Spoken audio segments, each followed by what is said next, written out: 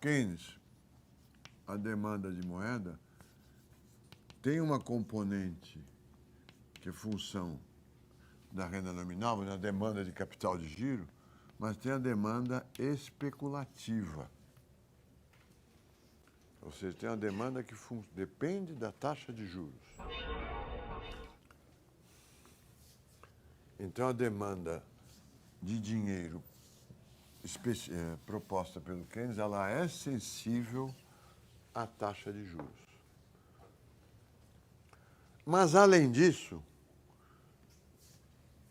o Tobin, também um seguidor, um neoclássico, um seguidor do Keynes, que misturou Keynes com a teoria clássica, diz o seguinte: mesmo sem esta demanda, sem a componente de especulação, a demanda de moeda sempre será sensível à taxa de juros. E é isso que eu vou explicar. Mesmo se a gente considera só a demanda de transações. Eu vou explicar aqui,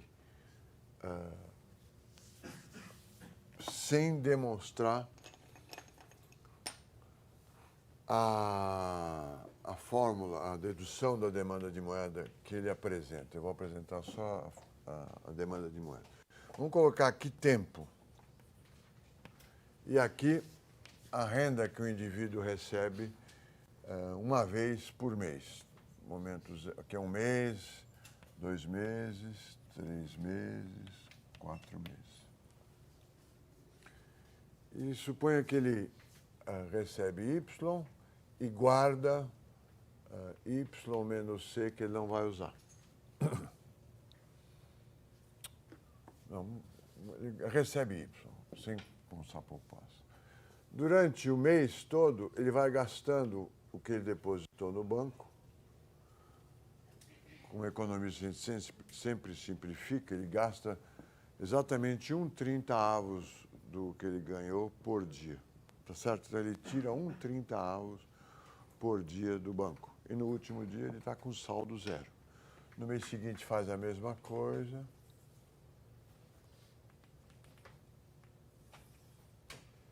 No mês seguinte a mesma coisa e assim por diante.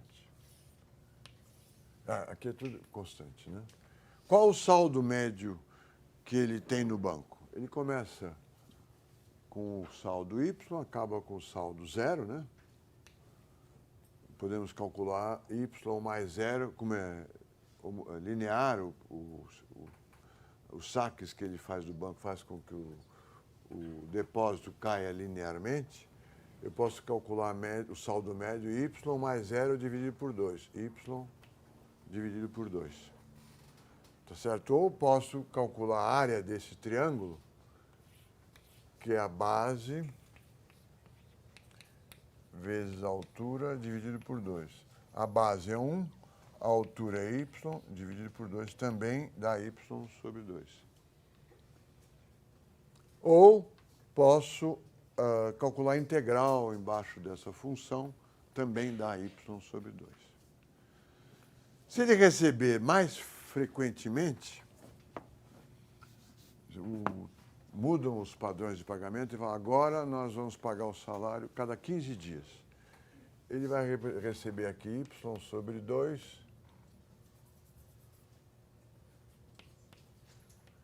e depois de 15 dias não tem mais dinheiro, recebe novamente Y sobre 2. 15 dias depois ele não tem mais nada.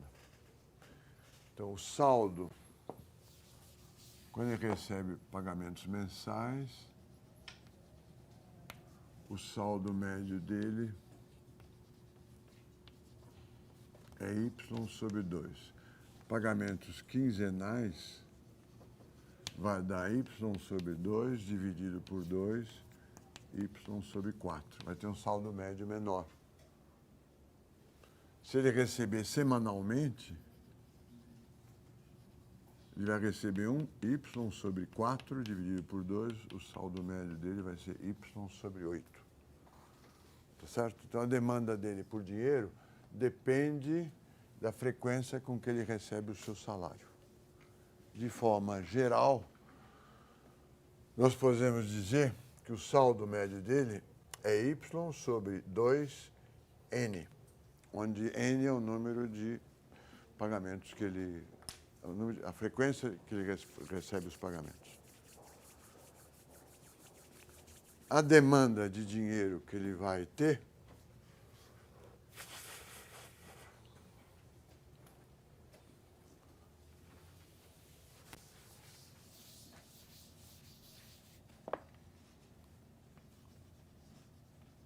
para financiar suas transações, a demanda de dinheiro é uma demanda que é Y sobre 2N, onde N é o número de vezes... Vamos colocar o número de vezes que ele vai ao banco. Ele vai ao banco...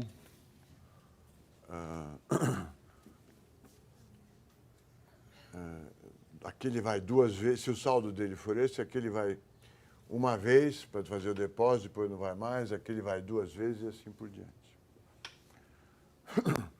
Qual é o custo? O Tobin se pergunta, qual é o custo de reter moeda no banco?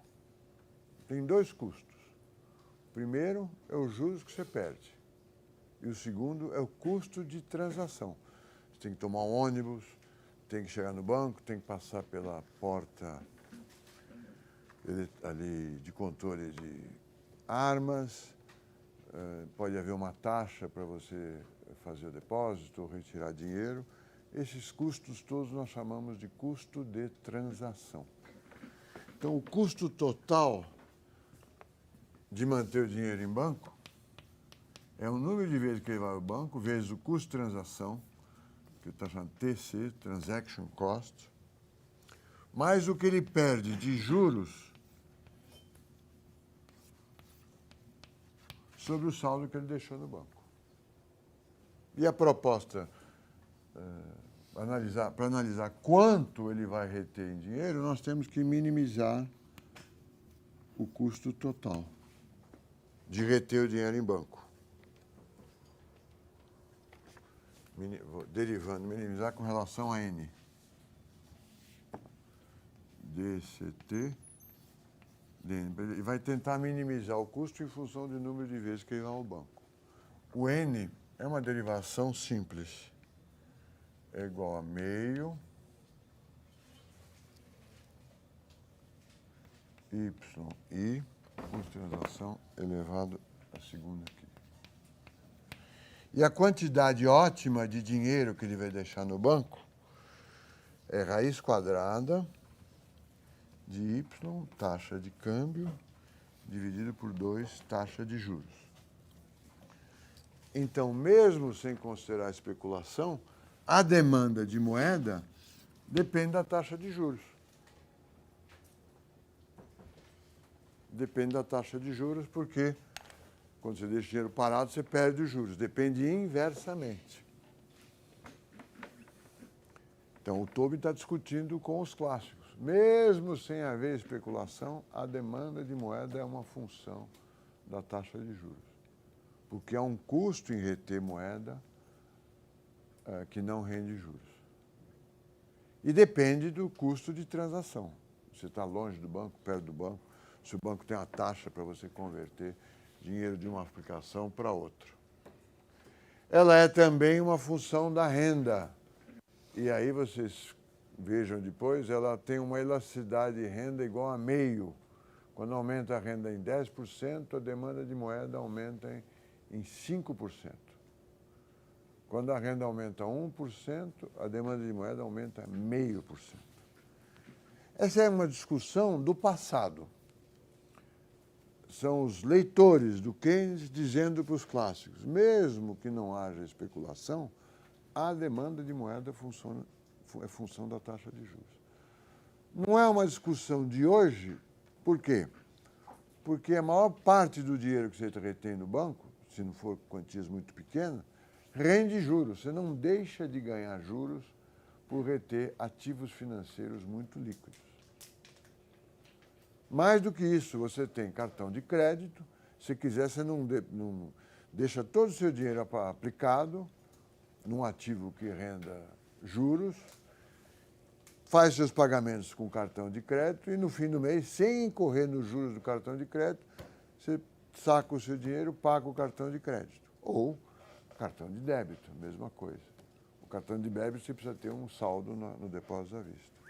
Mas o que nós poderíamos dizer é que hoje, em 2012, esse custo de transação tende a zero.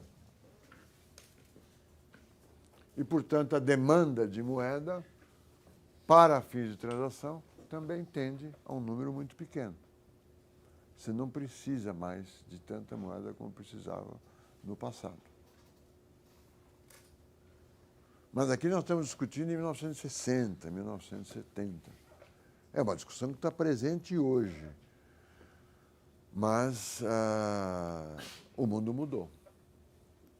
Nós não temos mais uma moeda de mercadoria, os meios de pagamento, a função de meio de pagamento não é exercida só pelo papel moeda, há vários outros instrumentos, cartão de crédito, cartão de débito, por exemplo. Então, essa discussão passa a perder a importância que tinha. Controlar a quantidade de moeda em circulação também passa a ser um objetivo pouco importante, porque a demanda de moeda é pouco relevante. Agora, nós podemos produzir resultados clássicos no modelo ISLM. Alguns que eu não dei na aula passada. Bom, se a taxa de câmbio for fixa, taxa cambial fixa, existir mobilidade internacional de capital,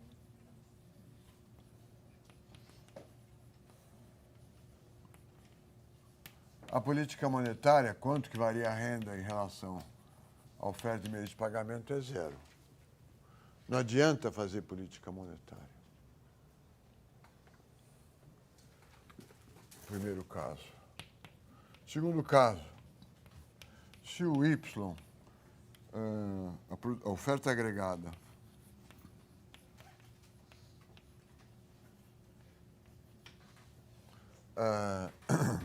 não aumentar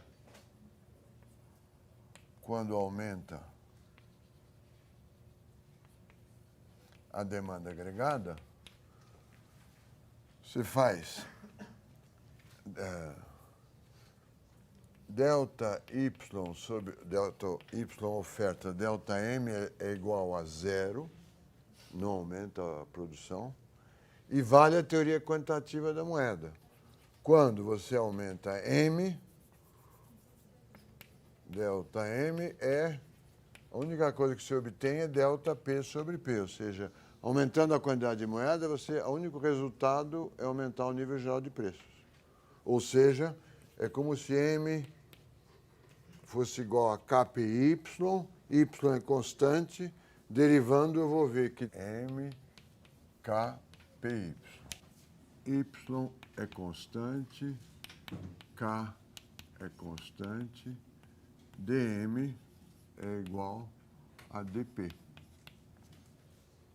E dm sobre m é igual a dp sobre p. Vale a teoria quantitativa da moeda. Ou seja, você ampliando a oferta de meios de pagamento, o único resultado que se produz é aumento do nível geral de preços. A produção não se amplia, a demanda agregada, mesmo que se amplie, a oferta não reage. A única variável que pode gerar o ajuste é nível geral de preços. Tá certo? Outro resultado.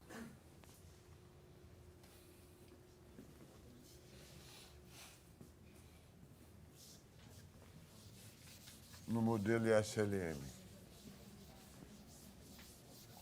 que fazem parte da discussão até hoje. É 1, 2, 3, acho que é 4.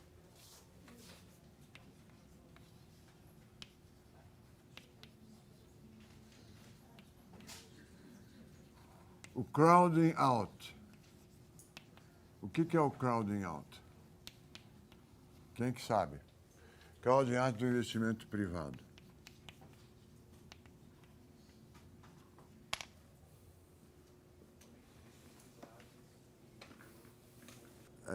Sempre no modelo SLM e na discussão clássicos e keynesianos, o tema da discussão é: o governo deve fazer alguma coisa ou não deve fazer nada? Essa é a discussão. Se nós procurarmos um fio condutor em toda a discussão dos economistas, essa é a linha condutora onipresente. É isso que nós estamos discutindo. Nós estamos discutindo a viabilidade da economia, a viabilidade, a desejabilidade e o futuro da economia capitalista. Os conservadores, os clássicos, os libertários, ela funciona muito bem desde que o governo não atrapalhe. E o que é esse argumento de crowding out? Se o governo, bem intencionado, os conservadores afirmam sempre que o inferno está cheio de pessoas com boas intenções, né? Então, os progressistas, ou os keynesianos bem intencionados, preocupados com o desemprego, aumentam o gasto do governo. Para recuperar a economia. Ao fazer aumento de gasto do governo, eles aumentam a demanda agregada pelo aumento de gastos dividido pela propensão a poupar. É o multiplicador de demanda agregada. E a renda aumenta. Mas ao aumentar a renda, se é uma política fiscal, aumenta a demanda de moeda também. Aumentando a demanda de moeda, a taxa de juros aumenta e o investimento privado diminui.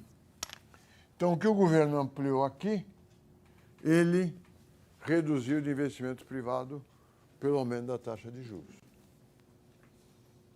Esse é o discurso keynesiano do modelo ISLM. O discurso clássico é: quando o governo faz investimento, ele compete com a poupança privada e retira uma parte maior da poupança privada e, coitado, os investimentos privados se reduzem. Eu não estou falando nada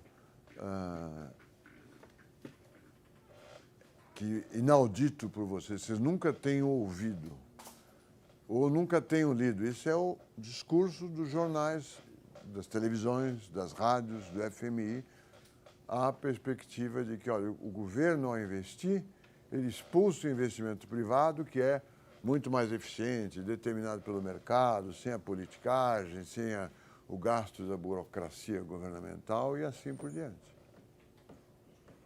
Esse é o crowding out.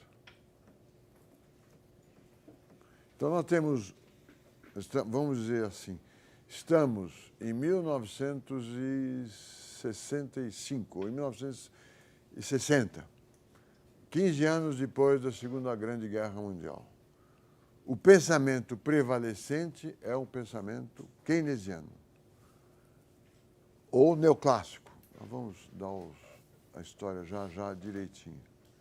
Quem está por cima da carne seca são os neoclássicos ou os keynesianos. É o auge do período keynesiano.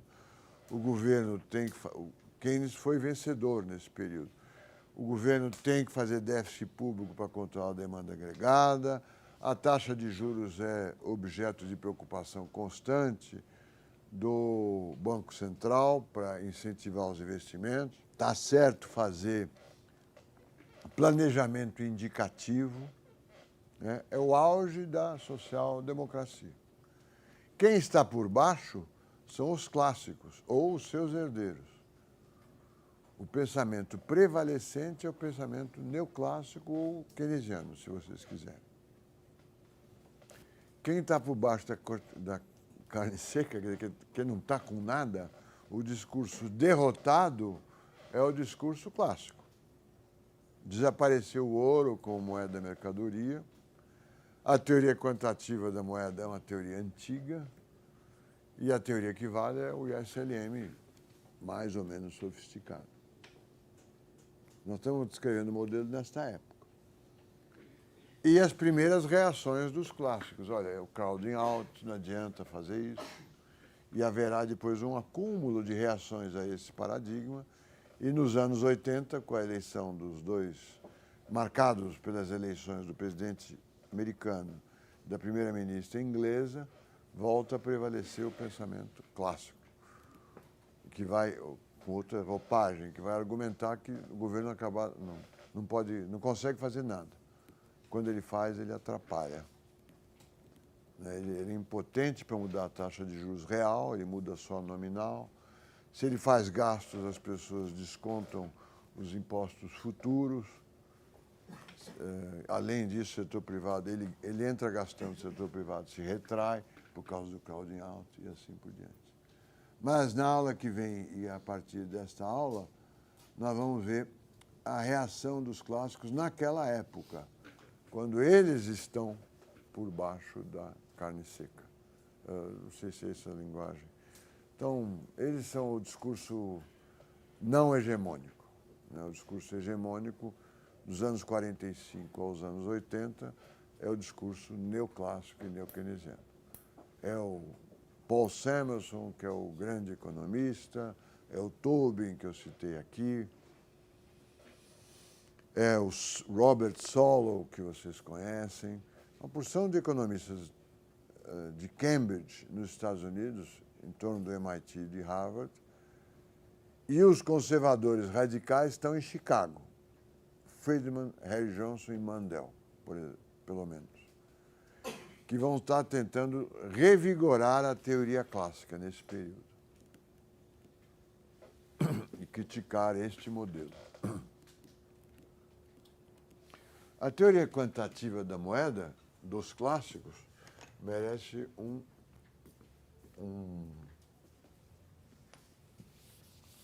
comentário à parte.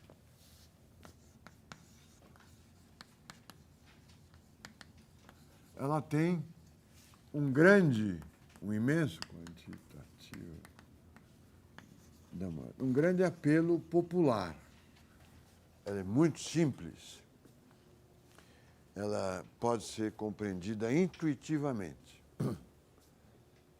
A versão da teoria quantitativa é M é uma função KPY, ou, se vocês escrevendo como os clássicos, M vezes 1 sobre K é igual a PY, e M vezes V é igual a PY, onde V é igual a 1 sobre K.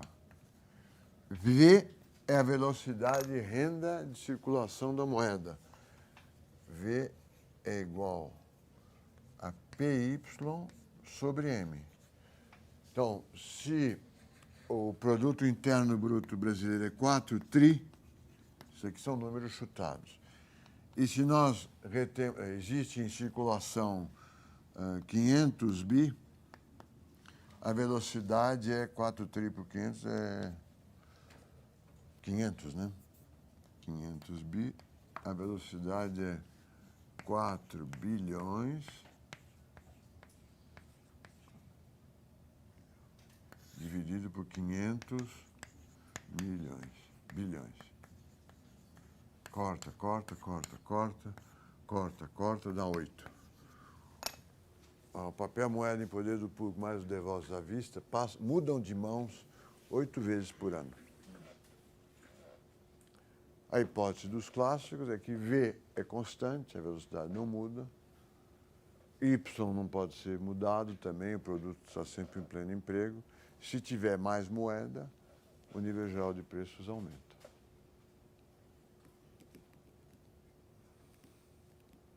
Essa é uma teoria de bolso de colete, inicialmente, pelos clássicos. Os clássicos estão preocupados, Adam Smith, Ricardo, John Mill, os utilitaristas também estão preocupados com preços relativos. Não é? Como é que as pessoas escolhem entre manteiga e canhão, comparando o preço da manteiga com o preço do canhão? O dinheiro desaparece. Não há espaço para dinheiro na teoria clássica. O Marshall, professor e economista inglês, da Universidade de Cambridge, teoriza que a quantidade de moeda em circulação é dada por essa expressão, que é uma identidade. Ela é uma identidade transformada numa demanda. Por quê? Se o Brasil produz 4 trilhões de reais por ano e há em circulação, você vê no Banco Central, papel, moeda de poder do público, mais depósitos à vista, 500 bilhões, o número que eu inventei aqui, como é que é possível produzir 4 trilhões com 500 bilhões de reais em circulação? Esses 500 bilhões de reais giraram 8 vezes. É uma identidade. A partir dessa identidade, eles constroem uma demanda. E supõe que o V é constante. Ela tem uma origem simples, é a origem do período em que a moeda era o ouro. Para os clássicos, a moeda é uma mercadoria, ou mesmo que tenha deixado de ser, ela é apresentada como mercadoria. Se tem mais ouro do que tinha, se existe mais ouro do que existia antes, o preço do ouro cai e a moeda é igual ao preço do ouro. Então, se o preço da moeda cai, quer dizer, teremos inflação. Se o senhor feudal, antes da Revolução Industrial, lá, o senhor feudal, em 1300, recolhe a moeda dos seus súditos, que contém metal precioso, funde tudo e devolve com menos metal precioso, porque ele emitiu mais moeda, também é de se esperar que haja uma inflação. Tá certo? E é esse pensamento do passado que orienta os clássicos e os seus seguidores até hoje para dizer, olha, o preço da moeda depende da quantidade da moeda. O preço da batata depende das quantidades ofertadas e demandadas de batata. O preço dos tijolos depende da demanda de tijolos e da oferta de tijolos. E o preço do dinheiro depende da oferta de dinheiro e da demanda de dinheiro. É o preço de uma mercadoria qualquer, do ponto de vista dos clássicos. Quando a moeda era mercadoria, o ouro, interessante, pode ser. Quando não há preços rígidos, ou seja, quando eu ajusto os preços de todos os produtos imediatamente, levando em conta os demais preços, também pode ser. O preço da soja é ajustado rapidamente, o preço do petróleo, o preço do trigo, o salário do boia fria. Há vários preços que são muito flexíveis e que talvez aí depende da quantidade de oferta de moeda. Então, é uma teoria, isso vai acontecer em toda a nossa análise das teorias monetárias, que foi construída para um período e que procura se preservar para um outro período onde a realidade mudou e a teoria não quer mudar.